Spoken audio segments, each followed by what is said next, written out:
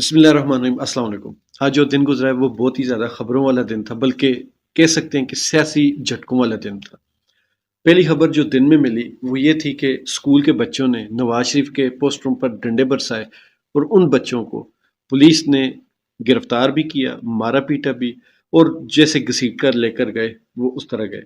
اب ان بچوں کو اگر تھانے میں رکھا تو لاہور میں بھی اس طرح ایک واقعہ ہوا تھا ارسلان والا، تو ان کے ساتھ جس طرح پولیس کا رویہ ارسلان کے ساتھ تھا، اس کی بہنوں کی تذلیل کرنا، اس بچے کے ساتھ جو زیادتیاں ہوئی ہیں، اسی طرح ان بچوں کے ساتھ بھی اگر زیادتی ہوئی یا کچھ بھی ہوا تو ان بچوں کا مستقبل کیا ہوگا۔ ویسے بھی جب کسی بچے پر یا کسی بھی انسان پر جب پولیس کیس بنتا ہے تو اس کا مستقبل، اس کا فیوچر خراب ہو جاتا ہے۔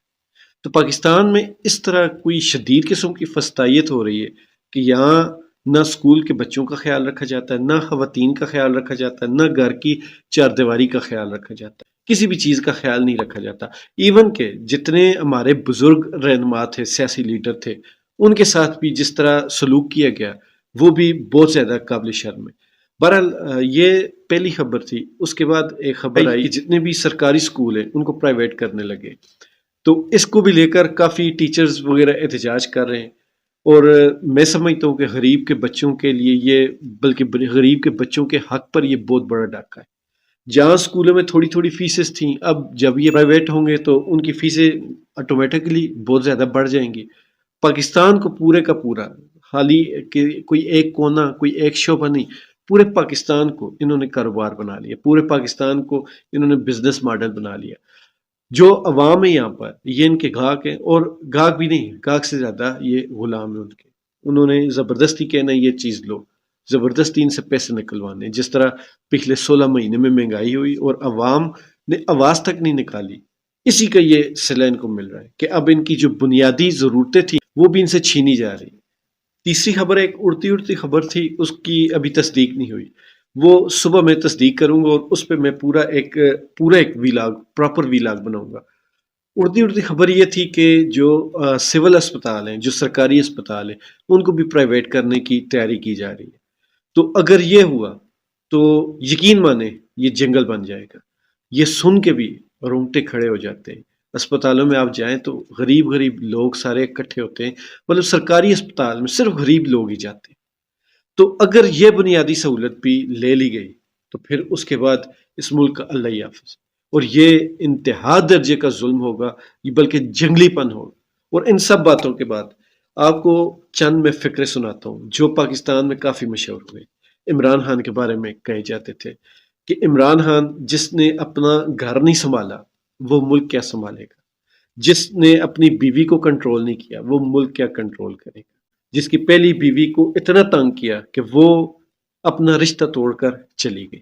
اس موضوع پر میں نے پہلے بھی ایک ویڈیو بنائی تھی کہ عمران خان کی جو پہلی شادی نون لیگ کی وجہ سے خراب ہوئی تھی۔ یہ تو اب بالکل زبان زد عام ہے کہ نون لیگ کی وجہ سے عمران خان کی جمائمہ کے ساتھ جو شادی تھی وہ ٹوٹی تھی، اور میں نے کسی ایک ویڈیو میں، اب مجھے یاد نہیں، لیکن میں نے یہ بات کہی تھی کہ یہ جو چیزیں ہوتی ہیں نا، کسی کی طلاق کروانا، کسی کا گھر توڑنا، یہ واپس آتی ہیں۔ اس چیز کو بھی آپ ذہن میں رکھیے۔ پھر اس کے بعد عمران خان نے جب ریحام خان سے شادی کی تب یہ باتیں ہوئی تھی کہ یوتھیوں کو نئی امی مل گئی۔ پھر بشا بی بی کے خلاف جس طرح انہوں نے یہ کہا تھا جادوگرنی ہے، یہ جادو ٹونے کرتی ہے، یہ نانی ہے، یہ اپنے بچوں کو چھوڑ کر دوسرے کے ساتھ بھاگ گئی، یہ عدت میں نکاح کر لیا، یہ بہت ساری چیزیں۔ پھر ریحام خان سے جو کتاب لکھوائی گئی، پھر ریحام خان کے جو بہت زیادہ بڑے بڑے قابل ذکر لوگوں نے انٹرویوز لیے، اور ان انٹرویوز میں ریحام جس طرح زبان استعمال کرتی تھی تو سارے زیر لب مسکراتے تھے۔ ان ساری باتوں کو سامنے رکھیں تو آج جو واقعہ ہوا وہ ہونا نہیں چاہیے تھا، لیکن مکافات عمل اس سے کہتے ہیں۔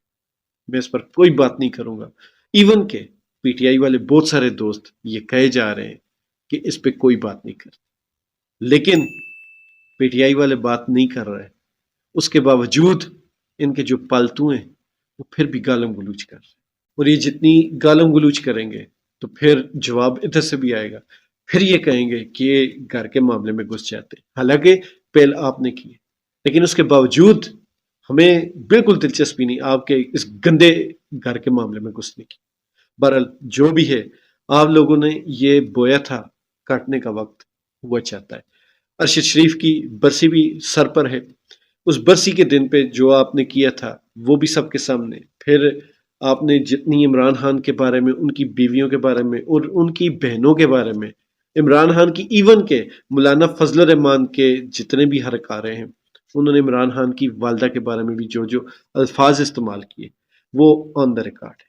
میں نے اس پہ کوئی 25 مئی کے آگے پیچھے کوئی ایک ویڈیو بنائی تھی پچھلے سال 25 مئی کے، اس میں نے وہ ویڈیو کلپ بھی شیئر کیا تھا جس میں مولانا فضل الرحمان اور راشد سومرو نے بہت ہی واحد قسم کی زبان استعمال کی تھی۔